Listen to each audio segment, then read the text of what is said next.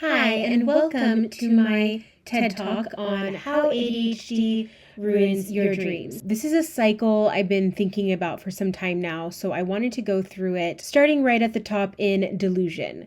Now, delusion can mean different things to different people, so feel free to change that first one to dreamer, visionary, whatever you feel aligned with. But I put delusion because I can be very delusional. So we find this thing that we want to do, this new project that we want to try our hand at, and we become very delusional about being the best at that thing. We get very excited about this new project and this new path that we have found, and we go into the next phase, which is hyperfixation. I'm sure many of you are already aware of the hyperfixation phase, and in this context, it is filled with dopamine because we have this delusion going on about how we are going to be the best in this thing and how much we are going to achieve and what our life is going to look like when we go down this path. This is the point where we're reading books, we're listening to podcasts, we're buying courses, we are learning all the things that we need to succeed at this thing. We're also spending money on gear and we're buying all the tools that are going to help us and aid us in this journey.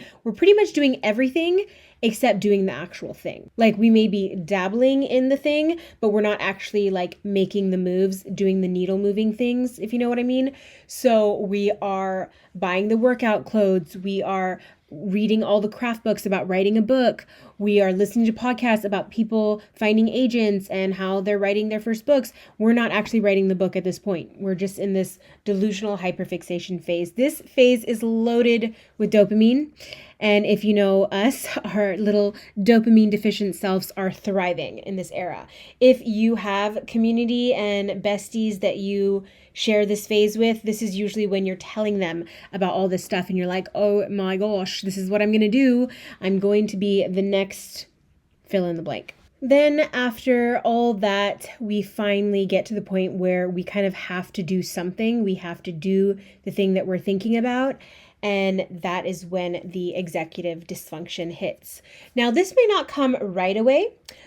We have been known to be able to do the thing, usually to the point of burnout. We're like posting 3 times a day. We're writing 1,000 words a day. We're going on these crazy missions to do this thing, and it works maybe for like the first couple times or the first week or month, but then the executive dysfunction hits. We're pretty used to executive dysfunction. We've been living with it our whole lives, so we're kind of used to it in the context of our day-to-day lives. But when that executive dysfunction comes into conflict with our delusion and with our dream goals, it's very unsettling. It's very unpleasant. We can't imagine why we aren't doing this thing that we are so attached to and that we've been so excited about doing, that we've spent hours and hundreds of dollars investing into. Why are we now not capable of doing that thing? So then the imposter syndrome hits and we start telling ourselves things like, we're not cut out for this.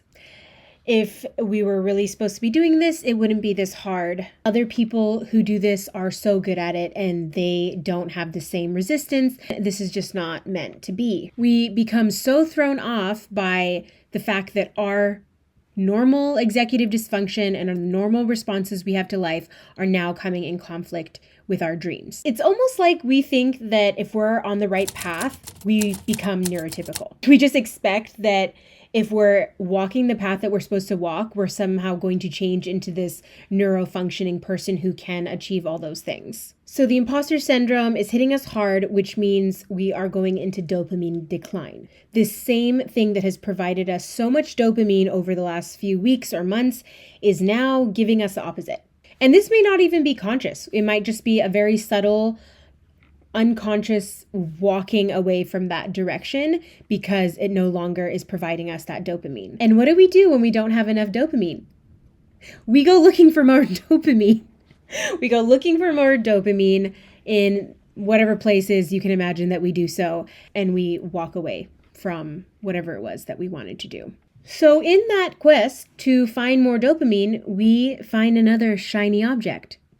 We find another shiny object and we are given so much relief that it feels so right because it's given us this relief and it's given us dopamine.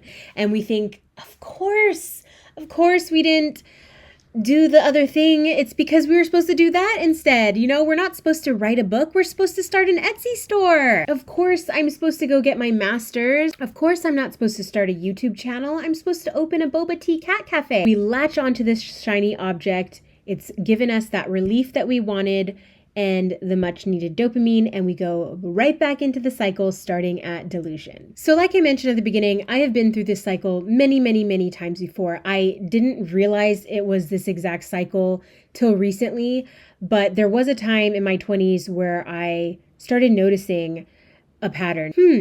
I really think I'm going to do something and then I don't. And it was kind of scary. It was very unsettling to not be able to trust myself and to wonder, like, when is it real? When am I going to know if this thing is real? And am I always just going to end up realizing it's not for me and walk away and go find something else? I can make a whole nother video about self-trust and that whole topic, so I'm not going to go too much down into that way.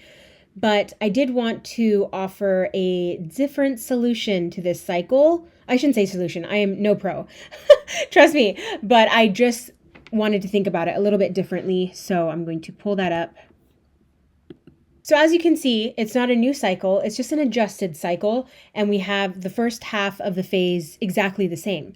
We have the delusions. We have the hyperfixation. We have the executive dysfunction. These are more or less core parts of ADHD that probably aren't going to change that much, but it's how we proceed to not continue the cycle. It's pretty much halfway through when you get to that executive dysfunction point. We change here. Instead of the imposter syndrome, we've got support and action. Now, at first, when I was trying to think of what would go there, I was just thinking action. You got to just keep going. You know, you just got to press through and be resilient.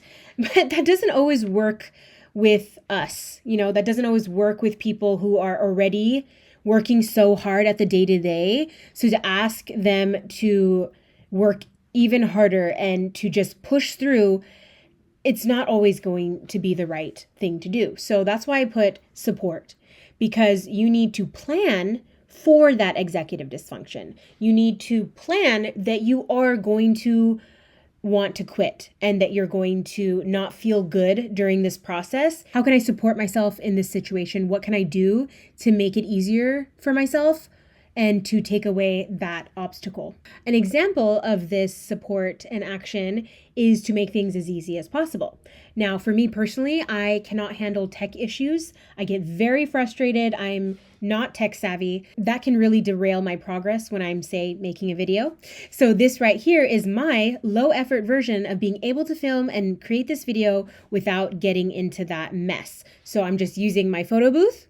I didn't even hook up a mic. I could have. I had like all these different options for mics. I got my podcast mic up here. I got this little mic, but I was like, you know what? I'm just using the laptop mic. Hopefully you could hear me this whole time. I'm recording it through my screen record feature on my MacBook, and I made this nice little diagram in Canva, which was a pre-made template. I did not even change the colors. Because I knew that would have added a whole nother 10, 15 minutes. And then if I didn't like the way it looked, I would get frustrated. And then before I know it, my time is up to work today. So make things as easy as possible for you. Find ways to support yourself so that you can take action. Because when you do get over that hurdle, you're going to get that dopamine reward. So then we're kind of going upward into this dopamine reward, even though we're not at the level that we think that we should be at, and we're still seeing like, oh my gosh, this is a lot harder than I thought, or like, I'm not able to do this as easy as other people are able to do it. We still get the dopamine reward for succeeding through that little obstacle.